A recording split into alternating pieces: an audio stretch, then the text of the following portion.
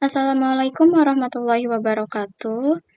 Perkenalkan, nama saya Silvia Ningsih, perwakilan dari kelompok 1 yang akan mempresentasikan tentang memasuki pasar global. Anggota kelompok 1 terdiri dari Afrija Apriliana, Aura Aulia, Mawasya Putri, dan Silvia Ningsih. Selanjutnya ada definisi pasar asing. Memasuki pasar asing merupakan strategi yang penting bagi perusahaan yang ingin mengembangkan bisnisnya di luar negeri dalam memasuki pasar asing. Perusahaan perlu memahami tantangan dan peluang yang ada. Beberapa faktor tersebut seperti analisis pasar, strategi pemasaran, regulasi, dan kebijakan negara, serta budaya dan bahasa yang berbeda. Selanjutnya, ada metode yang digunakan ketika memasuki pasar asing.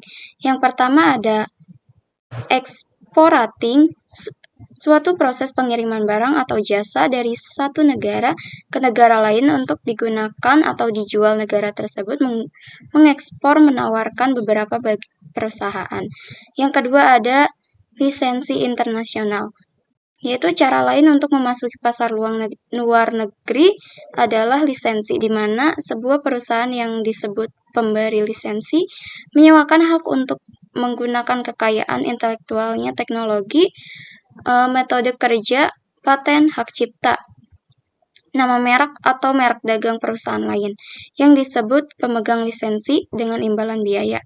Selanjutnya yang ketiga ada international franchising.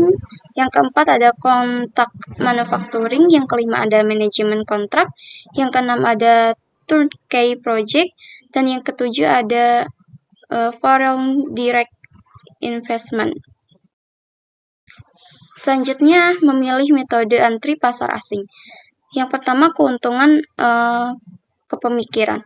Keuntungan kepemikiran adalah sumber daya berwujud atau tidak berwujud yang dimiliki oleh perusahaan yang memberikan keunggulan kompetitif atas saingan industrinya. Sifat keunggulan kepemikiran perusahaan memenuhi pemilihan metode masuk. Yang kedua ada keuntungan lokasi. Keuntungan lokasi adalah faktor yang mempengaruhi keinginan produk negara asal. Jika produksi negara asal ditemukan lebih diinginkan daripada produksi negara tuan rumah, perusahaan akan memilih untuk memasuki pasar negara tuan rumah melalui ekspor. Yang kedua ada keuntungan internalisasi. Keuntungan internalisasi adalah keuntungan yang membuat diinginkan bagi perusahaan untuk menghasilkan barang atau jasa itu sendiri daripada kontrak yang dengan perusahaan lain untuk memproduksi. Nah, yang terakhir ada strategi global. Selanjutnya ada janji dan perangkap ekspor dalam pasar asing.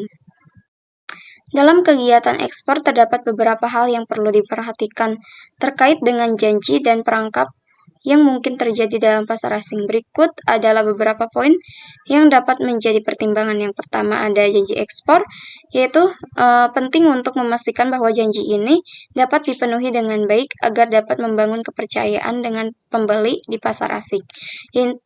Komitmen untuk menjual produk atau layanan kepada pembeli di pasar asing. Janji ini melibatkan berbagai aspek seperti kualitas produk, harga, waktu pengiriman, dan layanan penjual. Selanjutnya yang kedua, perangkat ekspor. Situasi di mana perusahaan menghadapi kendala atau masalah dalam menjalankan kegiatan ekspor.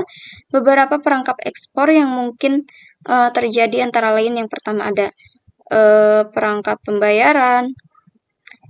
Selanjutnya ada perangkat hukum, perangkat kompetisi, dan perangkat logistik.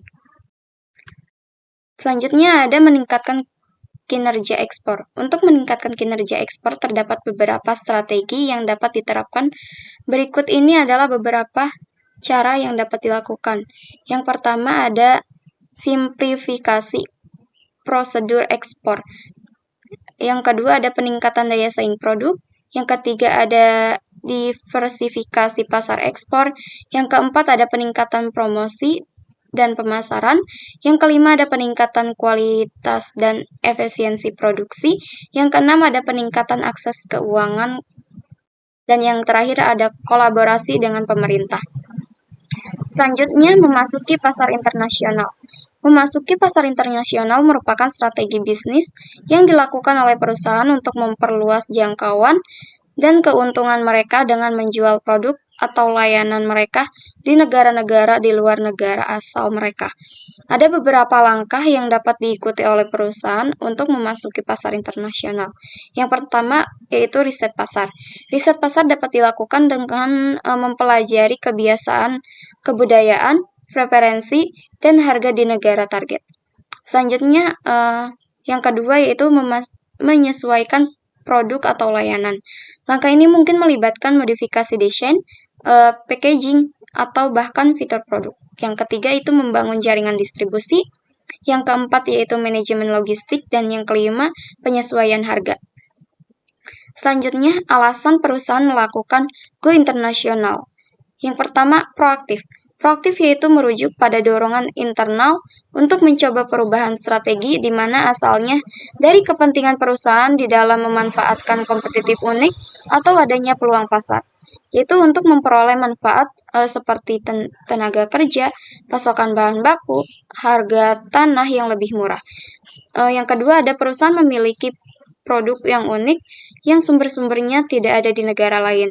Yang ketiga, perusahaan ingin memanfaatkan kemajuan teknologi komunikasi dan transportasi untuk memudahkan pelayanan konsumen global. Yang keempat, untuk memanfaatkan kemudahan regulasi ekspor yang diberikan pemerintah dalam negeri untuk mendorong ekspor. Yang terakhir ada untuk meningkatkan reputasi perusahaan. Selanjutnya, yang kedua ada reaktif.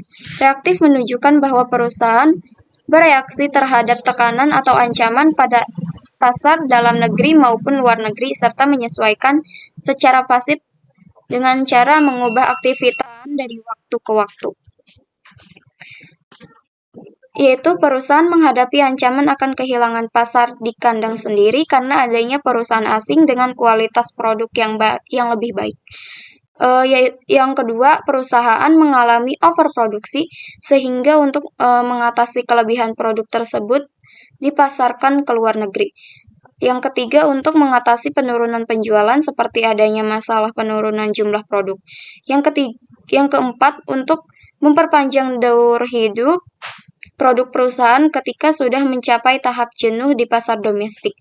Yang kelima, untuk mengurangi ketergantungan pada satu pasar saja.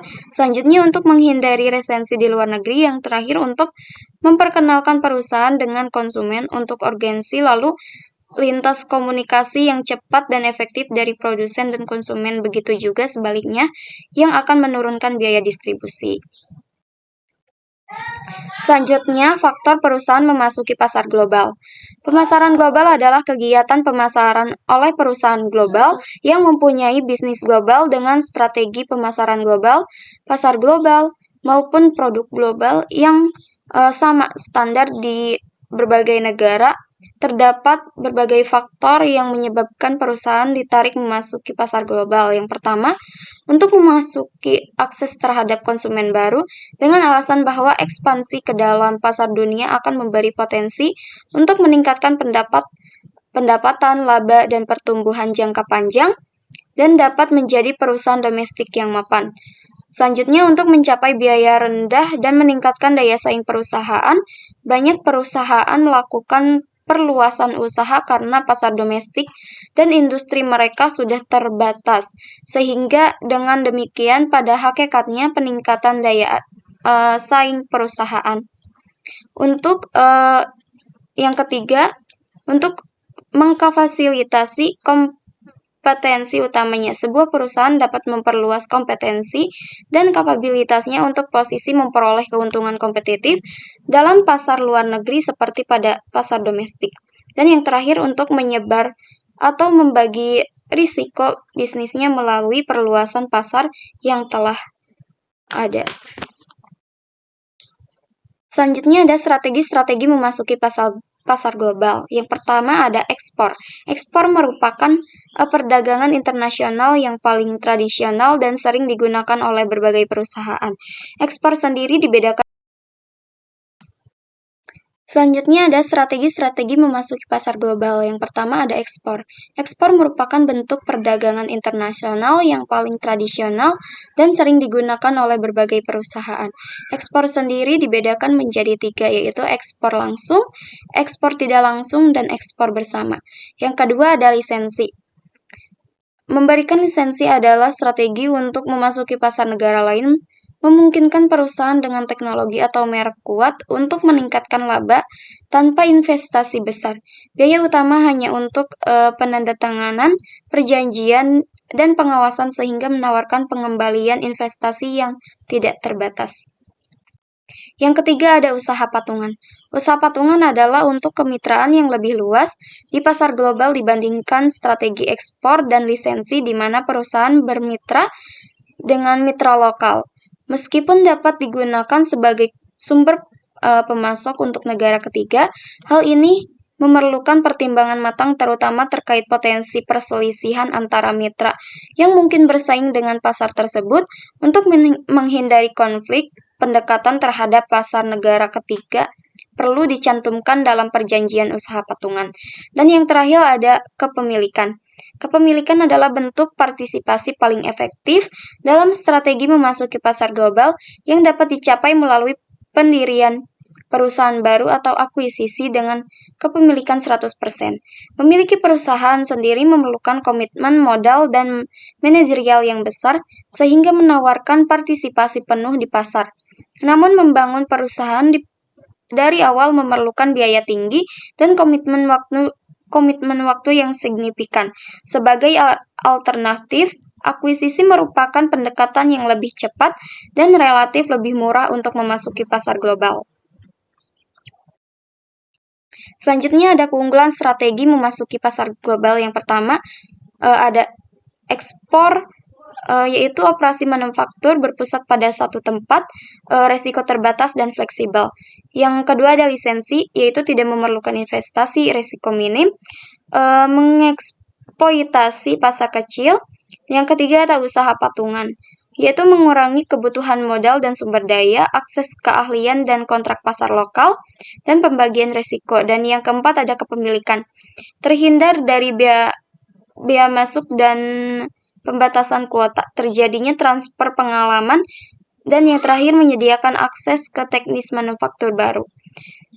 Selanjutnya ada kelemahan strategi-strategi memasuki pasar global.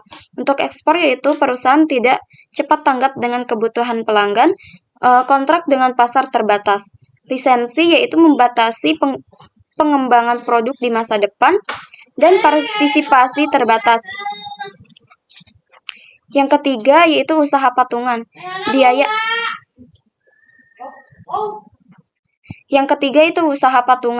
Biaya pengendalian dan koordinasi terkait kerjasama, potensi konflik antar mitra bisnis. Dan yang terakhir ada kepemilikan, masalah komunikasi dan koordinasi, dan biaya investasi yang cukup besar.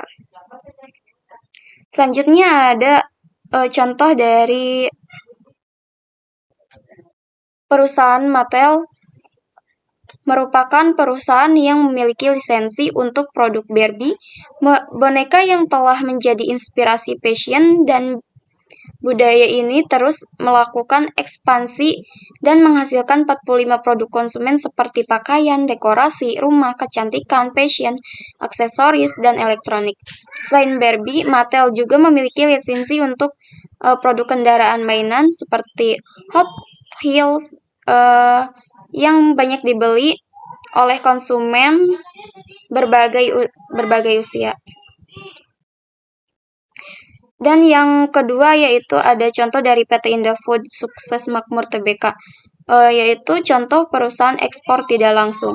PT Indofood Sukses Makmur Tbk adalah perusahaan yang bergerak di bidang makanan dan minuman. Perusahaan ini menjual produknya ke luar negeri melalui perantara atau pihak ketiga seperti distributor dan importir. Berikut ada daftar pustakanya. Baik, Assalamualaikum warahmatullahi wabarakatuh. Materi selanjutnya adalah tentang produk dan jasa global. Di sini ada anggota kami, Afriza, Aura, Mawa, dan Silvi. Yang pertama adalah definisi dari produk code. dari produk global yang bersumber dari Suhairi. Produk global merupakan sebuah produk yang berasal dari satu negara yang akan dipasarkan kepada negara lain yang memiliki budaya, sikap, dan perilaku konsumen yang berbeda. Sehingga ketika melakukan pemasaran produk global, perlu adanya perubahan baik dari segi kemasan ataupun segi positioning, terutama dari segi strategi pemasaran yang dapat diketahui kesimpulan dan juga hasil akan apa yang diperbuat sebelum memasukkan produk kita terhadap satu negara dengan melalui riset-riset pasar di negara tersebut dan mengetahui kesukaan-kesukaan atau perilaku-perilaku umum konsumen yang menjadi pangsa pasar kita nantinya. Selanjutnya ada definisi dari pemasaran produk global. Ada hal-hal yang harus dilakukan untuk melakukan pemasaran produk global terhadap negara lain di era digitalisasi, yaitu yang pertama, melakukan riset pasar yang dilakukan oleh perusahaan sebelum melakukan pemasaran produk global ke negara lain. Kemudian ada riset pemasaran, di mana riset pemasaran merupakan awal dari pemasaran global ke suatu negara tertentu yang mempunyai budaya, sikap, dan juga perilaku yang berbeda. Riset pemasaran juga digunakan untuk melihat peluang bagaimana perkembangan produk kita di negara tersebut, paling tidak untuk tempo waktu 5 tahun ke depan. Dalam melakukan riset pasar, ada proses yang harus dilakukan. Berikut adalah beberapa tahapan-tahapan yang menjadi tolak ukur pertama sebagai pelaku riset perusahaan-perusahaan besar untuk melakukan pemasaran produk secara global. Yang pertama adalah menganalisis situasi dari lingkungan negara tujuan produk untuk dipasarkan. Kemudian mengelompokkan atau melihat masalah-masalah pemasaran yang muncul di negara tersebut. Selanjutnya, mencetuskan mengenai tujuan yang ingin dicapai di negara tersebut dan perusahaan asal, melakukan penilaian terhadap nilai penelitian yang dilakukan oleh perusahaan, kemudian mengembangkan fenomena-fenomena yang dilakukan dalam rencana penelitian, melakukan riset pasar yang meluas dan juga membawa tujuan-tujuan yang pasti tanpa adanya rekayasa untuk kemajuan perusahaan ke depannya. Selanjutnya, pemasaran digitalisasi secara global. Dalam melakukan pemasaran produk di era digitalisasi, mesti mengetahui fenomena digital di era sekarang atau melalui inovasi yang mungkin bisa berlaku untuk ke depannya. Hal ini juga tidak terlepas dari strategi pemasaran ke depan yang dibangun oleh perusahaan untuk memperkirakan ketahanan eksistensi dari produk yang dikelolanya. Seperti halnya dapat dilakukan dengan melalui media sosial yang memang banyak digemari oleh masyarakat-masyarakat atau membangun brand image yang berbeda pada aplikasi yang seharusnya berbasis digital. Berikut adalah tahapan perusahaan untuk memasarkan produk secara global. Yang pertama adalah melakukan pembauran tradisi terhadap budaya dan perilaku konsumen lokal untuk mengubah mindset masyarakat mengenai merek dagang luar atau asing. Kemudian berbaur terhadap kemajuan digitalisasi terkait dengan aspek dasar produk yang dikelola terhadap perkembangan dunia media sosial yang terdapat di negara tersebut. Kemudian memberikan atau menciptakan aplikasi sendiri yang berkaitan langsung dengan produk yang dikelola dan memberikan promo-promo atau voucher-voucher diutamakan dalam aplikasi produk terkait. Selanjutnya, di sini ada contoh implementasi pemasaran digital secara global. McDonald's mengembangkan aplikasi My McDonald's App untuk memasarkan produknya secara efektif, sambil tetap memanfaatkan aplikasi lain seperti Gojek dan Grab. Mereka menawarkan promosi khusus dan voucher eksklusif di aplikasi sendiri untuk menarik pelanggan, serta meningkatkan kesetiaan melalui program loyalitas. Selain itu, McDonald's menambahkan menu khas Indonesia seperti nasi gurih untuk menarik minat pasar lokal. Dengan pendekatan ini, McDonald's menciptakan pengalaman yang lebih baik bagi pelanggan dan menjadi contoh pemasaran digital yang sukses di industri kuliner. Selanjutnya ada desain produk global yang bersumber dari Sofia tahun 2023. Desain produk merupakan faktor kunci dalam keberhasilan pemasaran global dalam batas. Apa nih? Cloning. Selanjutnya, ada desain produk global yang bersumber dari Sofia tahun 2003. Desain produk merupakan faktor kunci dalam keberhasilan pemasaran global. Dalam batas tertentu, mengubah desain bisa meningkatkan penjualan.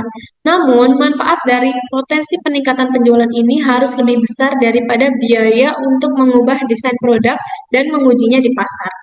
Ada 4 faktor yang harus dipertimbangkan dengan hati-hati oleh setiap pemasar global saat membuat keputusan desain produk. Yang pertama ada preferensi, biaya, hukum dan peraturan, dan yang terakhir ada kompatibilitas. Desain produk global. Yang pertama, preferensi. Preferensi setiap pemasar global perlu memahami perbedaan preferensi yang penting dan signifikan antara budaya dan negara, seperti warna dan rasa. Hal ini sangat mempengaruhi pemasaran berbagai produk seperti makanan, pakaian, mobil, mainan anak, produk elektronik, dan lain sebagainya. Pemasar yang mengabaikan perbedaan preferensi konsumen dapat berada dalam masalah besar. Yang kedua ada biaya. Biaya saat mendesain produk, faktor biaya harus dipertimbangkan sepenuhnya. Ini berarti bahwa tidak hanya biaya produksi aktual yang diperhitungkan, tetapi juga biaya terkait proyek lainnya yang keduanya harus ditanggung oleh pabrikan dan pengguna akhir.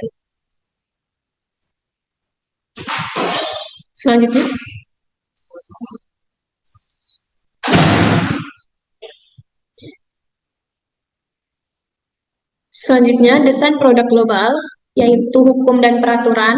Peraturan dan undang-undang, kepatuhan terhadap undang-undang dan peraturan di berbagai negara secara langsung mempengaruhi keputusan desain produk dan bahkan seringkali memerlukan penyesuaian desain produk yang meningkatkan biaya.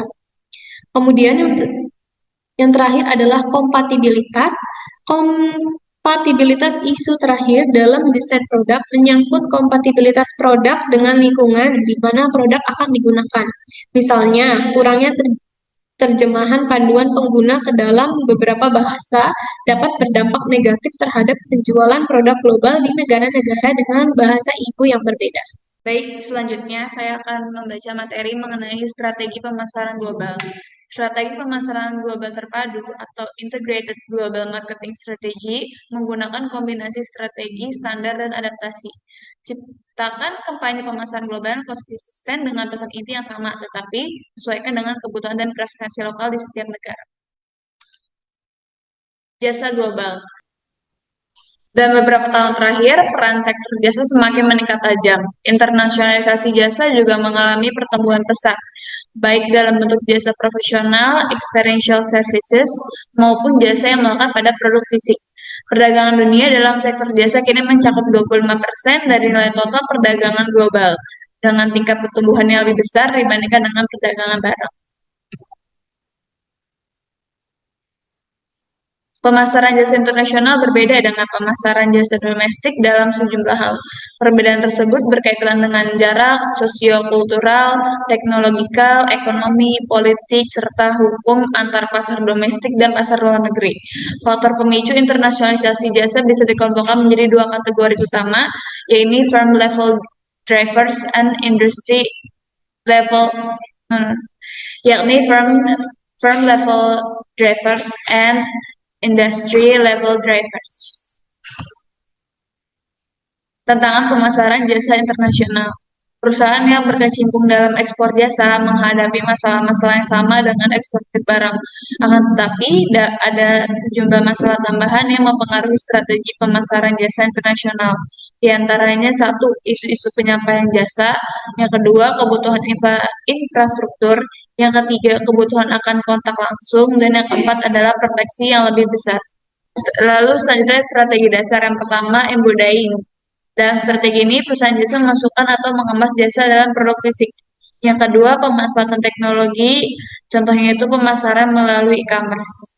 Lalu yang ketiga, ada customizing, yaitu sejumlah pemasar jasa dapat melayani permintaan sesuai dengan kreasi pribadi pelanggan.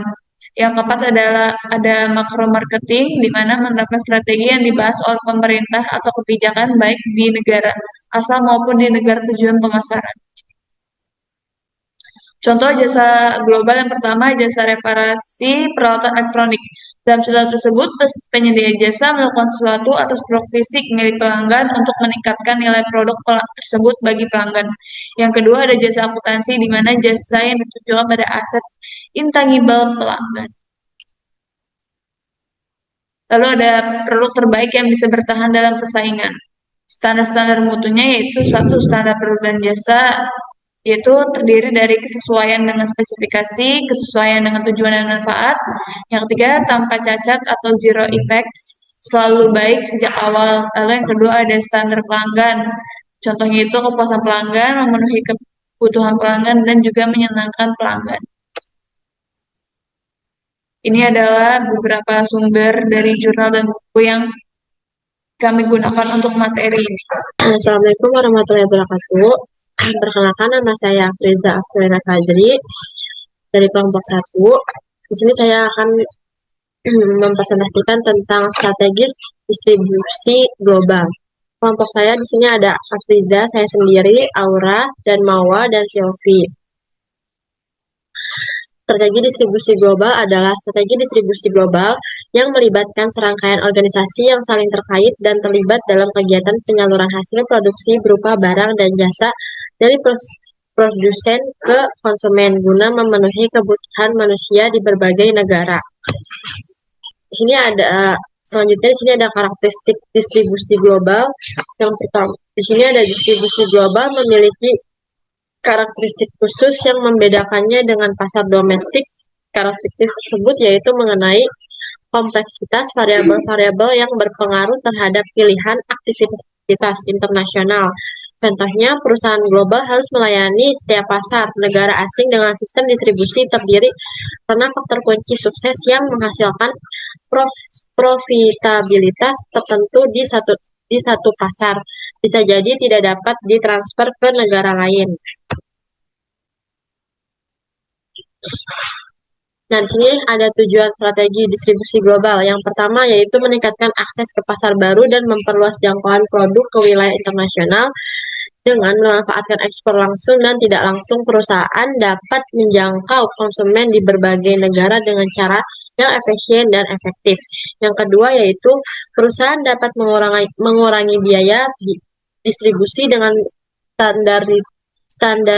standarisasi proses, memanfaatkan skala ekonomi, dan mengintegrasikan teknologi canggih seperti analitik data besar untuk memahami pasar lebih baik.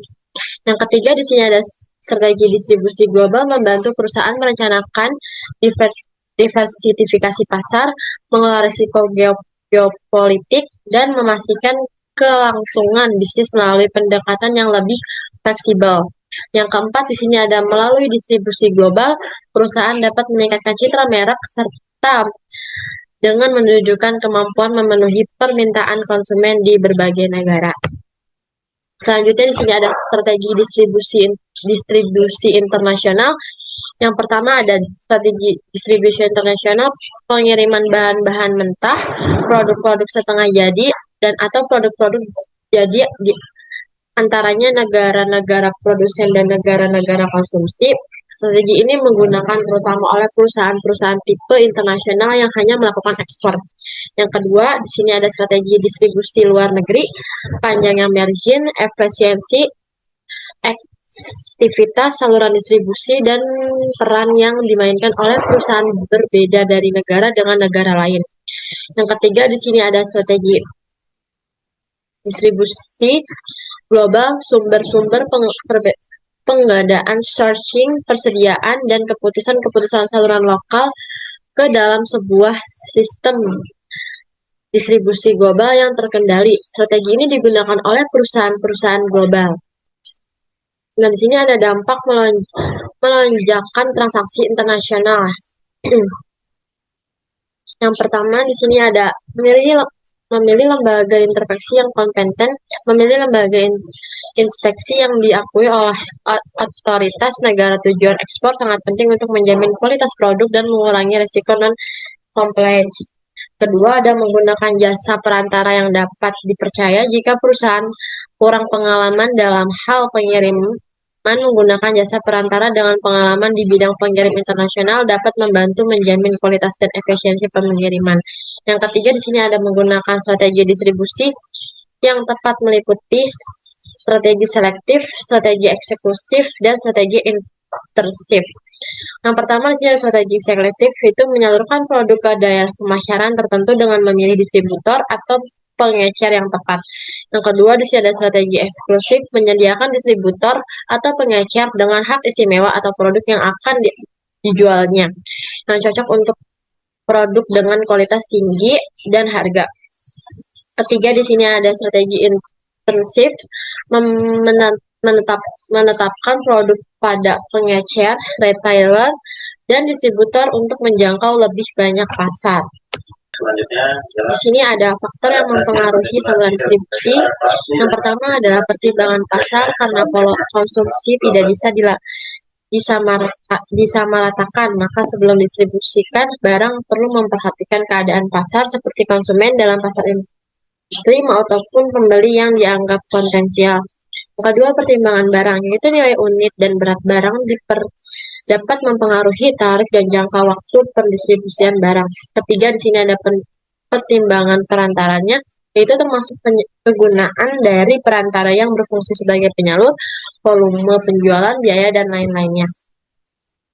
Di sini ada strategi saluran distribusi yang dapat diterapkan.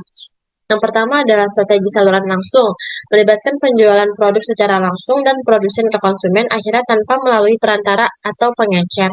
Strategi ini cocok untuk produk-produk dengan nilai tambah tinggi atau produk-produk yang memerlukan pelayanan seperti konsultasi teknis atau pelayanan purna jual. Yang kedua, di sini strategi saluran tidak langsung, melibatkan penjualan produk melalui perantara atau pengecer sebelum sampai ke konsumen akhir. Strategi ini ada cocok untuk produk-produk dengan nilai tambah yang lebih rendah atau produk-produk yang memerlukan ketersediaan yang luas dan mudah dijangkau. Ketiga, strategi saluran gabungan, yaitu melibatkan penggunaan lebih dari satu jenis saluran distribusi dalam penjualan produk. Strategi ini dapat memberikan fleksibilitas dalam memenuhi kebutuhan konsumen sehingga dapat meningkatkan kepuasan konsumen dan memperluas jangkauan pasar. Yang keempat yaitu saluran distribusi pemutaran, multi-channel distribution. Ada strategi saluran distribusi yang melibatkan penggunaan lebih dari satu saluran distribusi untuk menghasilkan produk atau layanan yang sama. Dalam strategi saluran distribusi pemutaran, perusahaan akan menggunakan beberapa saluran distribusi seperti toko fisik, toko online, pengecer, dan agen atau pemasok. Yang kelima, di sini strategi saluran intensif, melibatkan penggunaan sebanyak mungkin saluran distribusi untuk mencapai pasar yang lebih luas. Strategi ini cocok untuk produk-produk dengan permintaan yang tinggi dan pasar yang sangat kompetitif. 6. Strategi saluran eksklusif, melibatkan penggunaan saluran distribusi yang sangat terbatas dan eksklusif untuk produk-produk tertentu. Strategi ini cocok untuk produk-produk dengan nilai tambah yang sangat tinggi dan permintaan yang terbatas. Oke, di sini ada kebijakan distribusi dalam saluran global, yaitu saluran distribusi umumnya diterapkan untuk memudahkan perpindahan produk dari produsen ke konsumen, perubahan lingkungan bisnis, membentuk kembali dan mendefinisikan kembali strategi pemasaran, saluran di mana terjadi penggeseran ke ekonomi berbasis layanan, mengadopsi praktik multi saluran, mengembangkan format saluran baru, serta meningkatkan aplikasi online karena globalisasi. Namun tingkat kontribusi terhadap ekonomi global oleh sistem saluran distribusi dapat dikaitkan dengan adaptasi praktik saluran terhadap perubahan besar dalam bisnis global. Tantangan saluran distribusi yaitu tantangan saluran distribusi yang buruk dan ketinggalan transportasi dan infrastruktur lainnya dilaporkan mempengaruhi perusahaan yang melayani pasar konsumen, mengidentifikasi beberapa faktor yang menghambat aktivitas implementasi strategi saluran di negara yang meliputi biaya budaya dan bahasa, teknologi, infrastruktur dan interkoneksi, peraturan dan undang-undang perdagangan, pajak, dan masalah moneter lainnya.